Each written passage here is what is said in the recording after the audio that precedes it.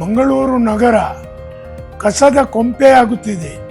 ಇದೇ ಮಾತು ಈಗ ಮಂಗಳೂರು ನಗರದಲ್ಲಿ ಚರ್ಚೆಯಲ್ಲಿರುವಂಥ ವಿಷಯ. ಒಂದು ಸಮಯದಲ್ಲಿ ಮಂಗಳೂರು ಮಹಾನಗರ ಪಾಲಿಕೆ ರಾಷ್ಟ್ರ ಮಟ್ಟದಲ್ಲಿ 9-10ನೇ ಸ್ಥಾನದಲ್ಲಿ ಬರ್ತಾ ಇದ್ದದ್ದು ಈಗ 265ನೇ ಸ್ಥಾನ ಪಡ್ಕೊಳ್ತಿದೆ ಅಂದರೆ ಎಷ್ಟು ನಾಚಿಕೆಗೇಡು. ನಮ್ಮನ್ನು ನಾವು ಬುದ್ಧಿವಂತ ನಗರದವರು ಅಂತ ಹೇಳಿಕೊಳ್ಳುತ್ತೇವೆ, ಆದರೆ ನಾವು ಈ ಕಸದ ಕೊಂಪೆಯಲ್ಲಿ ಜೀವನ ನಡೆಸುವಂಥದ್ದಕ್ಕೆ ಯಾರು ಹೊಣೆ? ಅಂಟೋನಿ ವೇಸ್ಟ್ ಮ್ಯಾನೇಜ್ಮೆಂಟಿನವರು ಮಂಗಳೂರು ಮಹಾನಗರ ಪಾಲಿಕೆಯ ತ್ಯಾಜ್ಯ ವಿಲೇವಾರಿಯ ಗುತ್ತಿಗೆ ಮಾಡ್ತಾ ಇದ್ದಾಗ ಎಲ್ಲಿ ಕೂಡ ಕಸ ಹೋಗ್ತಾ ಇಲ್ಲ, ಅಲ್ಲಿ ಕಸ ಇಲ್ಲಿ ಕಸ, ಇವರಿಗೆ ತಿಂಗಳಿಗೆ 1 ಕೋಟಿ ರೂಪಾಯಿ ಪೇಮೆಂಟ್ ಮಾಡ್ತಾರೆ, ಯಾವ ಕರ್ಮಕ್ಕೆ 1 ಕೋಟಿಗೆ ಆಗುವಷ್ಟು ಕೆಲಸ ಆಗ್ತದ, 25 ಲಕ್ಷದ ಕೆಲಸ ಆಗ್ತಿಲ್ಲ ಅಂತ ನಾವೆಲ್ಲ ಮಾತಾಡ್ತಾ ಇದ್ದೀವಿ. ಆದರೆ ಈಗ ಮಂಗಳೂರು ಮಹಾನಗರ ಪಾಲಿಕೆಯ ಆಡಳಿತವೇ ತ್ಯಾಜ್ಯ ವಿಲೇವಾರಿಯ ಕೆಲಸ ಮಾಡ್ತಾ ಇದೆ.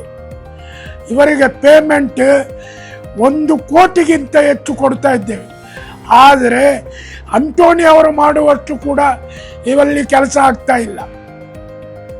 ನೀವು ಮಂಗಳೂರಿನಲ್ಲಿ ಎಲ್ಲಿ ಹೋಗಿ ಎಲ್ಲ ರಸ್ತೆಯಲ್ಲಿ ಕಸ ಗುಡಿಸುವಂಥ ವ್ಯವಸ್ಥೆಯೇ ಇಲ್ಲ ಅಂತ ಹೇಳ್ಬೋದು. ಹೇಳಿದರೆ ಪ್ರತಿ ಒಂದು ರಸ್ತೆಯನ್ನು ಮಂಗಳೂರು ಮಹಾನಗರ ಪಾಲಿಕೆ ವಿಂಗಡಣೆ ಮಾಡಿದೆ. ನಗರದ ಮುಖ್ಯ ರಸ್ತೆಗಳನ್ನು ಡೈಲಿ ಗುಡಿಸುವಂಥದ್ದು, 2 ದಿವಸಕ್ಕೊಮ್ಮೆ ಗುಡಿಸುವಂಥದ್ದು, ವಾರಕ್ಕೊಮ್ಮೆ ಗುಡಿಸುವಂಥದ್ದು. ಆದರೆ ಈ ಲೆಕ್ಕ ಮಂಗಳೂರು ಮಹಾನಗರ ಪಾಲಿಕೆಯ ಆರೋಗ್ಯ ವಿಭಾಗದ ಕಡತದಲ್ಲಿ ಮಾತ್ರ ಇದೆ.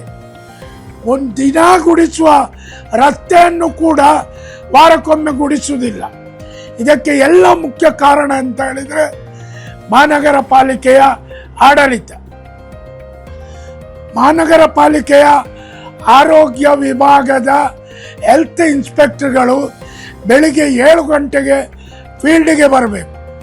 ಅವರಿಗೆ ನಿಗದಿಪಡಿಸಿದ ವಾರ್ಡ್ಗಳಲ್ಲಿ ಯಾವ ರಸ್ತೆಗಳಿಗೆ ಕಾರ್ಮಿಕರನ್ನು ಬಿಟ್ಟಿದ್ದಾರ, ಆ ರಸ್ತೆಗಳಲ್ಲಿ ಅವರು ಕೆಲಸ ಮಾಡ್ತಾ ಇದ್ದಾರ, ಎಷ್ಟು ಕೆಲಸ ಆಗಿದೆ ಎಂಬುದನ್ನು ನೋಡುವಂಥದ್ದು ಇವರಿಗೆ ಕೊಟ್ಟಿರುವಂಥ ಒಂದು ಕೆಲಸ.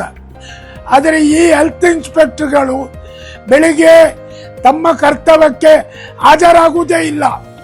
ಆದರೆ ಇವರು ಬಂದಿದ್ದಾರಾ ಇಲ್ಲ ಹೇಳುವುದಕ್ಕೆ ಮಹಾನಗರ ಪಾಲಿಕೆಯಲ್ಲಿ ಯಾವುದೇ ವ್ಯವಸ್ಥೆ ಇಲ್ಲ.